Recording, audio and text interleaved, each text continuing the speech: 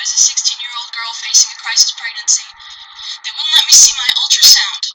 My so-called boyfriend said he wasn't going to be the dad. The doctor said just removal of some tissue, no big deal. My mom said an abortion would be the best thing. The best thing for who? Not my baby. Not me. She said it would end the pain I was in. Abortion did not end my pain, it began it. As I lay there and listened to the vacuum cleaner suction out my baby, not only did the baby die, but a part of me died that day also. I started using drugs and alcohol just to try to cover up the pain because the same people who told me that it was okay, not a big deal, nobody wanted to listen to me afterwards and hear me cry. I fell into a really deep depression, stayed in my bed for weeks. Nobody told me that I would walk into this self-hatred that would drive me toward death. Nobody told me that I would use drugs to numb the pain, alcohol, become a workaholic, live on coffee and cigarettes. Nobody told me that when I would get married that the marital embrace would become an abortion connector. Nobody told me that pregnant women would become an abortion connector. That the sound of a drill would throw me back. Nobody told me that I wouldn't even know what my emotional responses were connected to.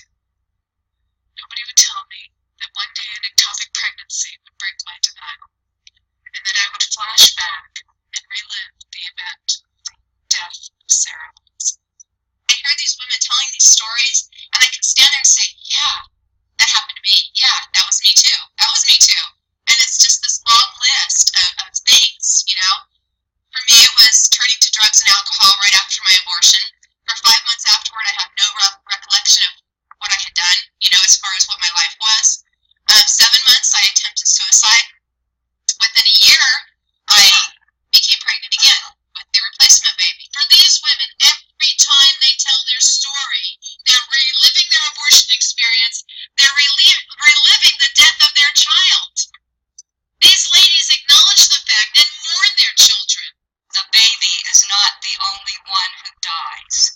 That big parts of his mother die right along with him, physically, spiritually, emotionally, psychologically, and sometimes, yes, as I said, physically, many of us do commit suicide. And she keeps on dying until something breaks her out of her denial and her healing process begins. I love this scar. I love it. I love the fact that I don't have 2 breasts anymore. That I was 31 years old when a doctor told me that I may not see my beautiful 3-year-old daughter grow up. I love the scar, and do you know why I love the scar? I love it because it gave me the courage that I needed to love my dead child. Because for years I lied and I would tell everybody I never had an abortion. Even my doctors, I would say I never had an abortion. And when I finally did tell one doctor, he said I didn't need to worry about it because there's no risk with breast cancer and abortion. And I hope standing before all of you today that you now see and that you now will know that there is definitely a link between abortion and breast cancer.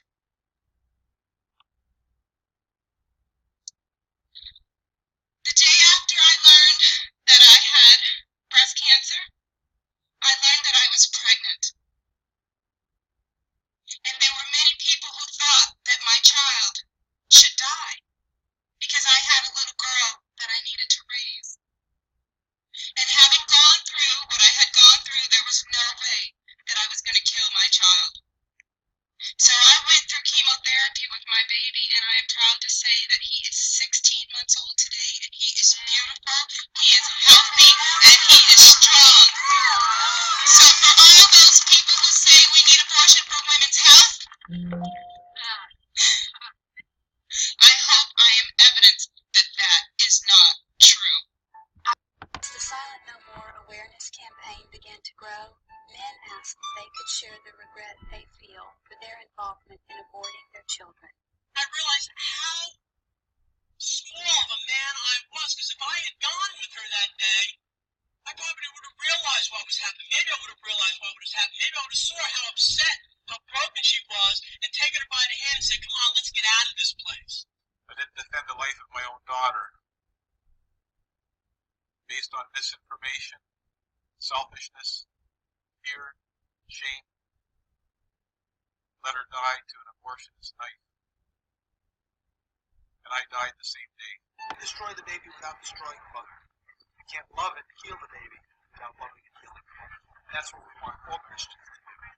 We are calling in a particular way on pastors to proclaim that we who oppose abortion do not oppose those who have abortions, but rather we embrace them with the healing, mercy, and forgiveness of Christ.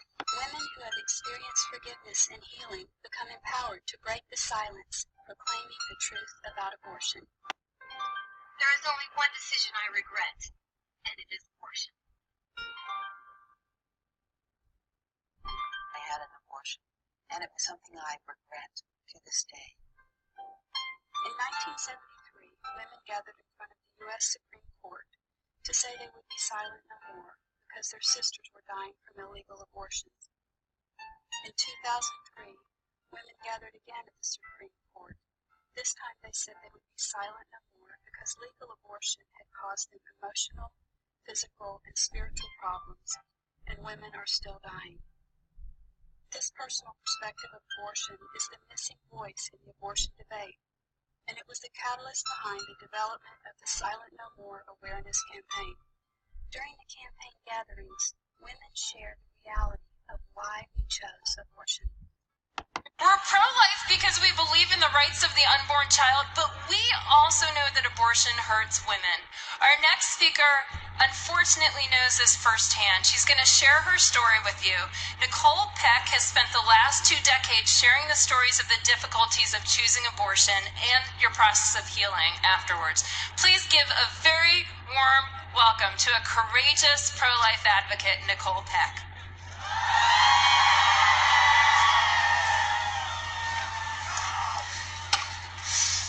Good afternoon.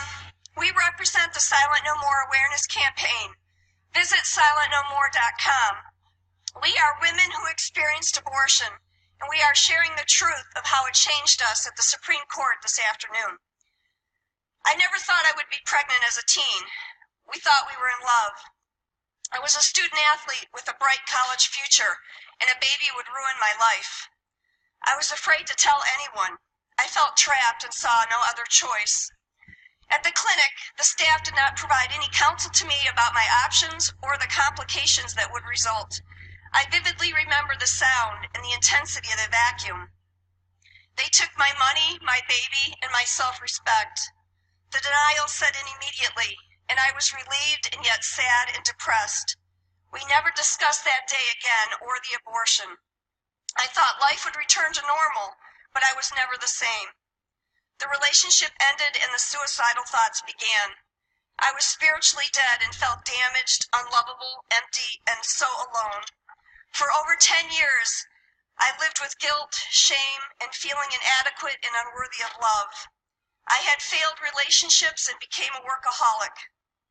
Yet God did not define me by my past sin. I found forgiveness and hope and healing through Jesus Christ and a Life in the Spirit seminar. Praise Jesus.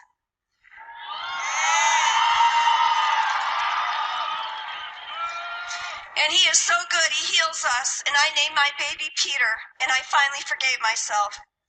I had hoped to have another baby, but the reality set in. I would never conceive another child. Infertility was my cross. By God's grace, I married a wonderful man, and we were blessed with 2 adopted baby boys. Their mothers are my heroes.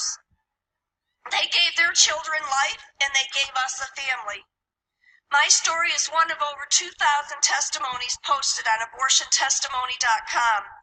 And if you are here and hurting from an abortion, visit abortionforgiveness.com. We stand here because you do have a choice, America. Choose life. Choose adoption. And we are silent no more.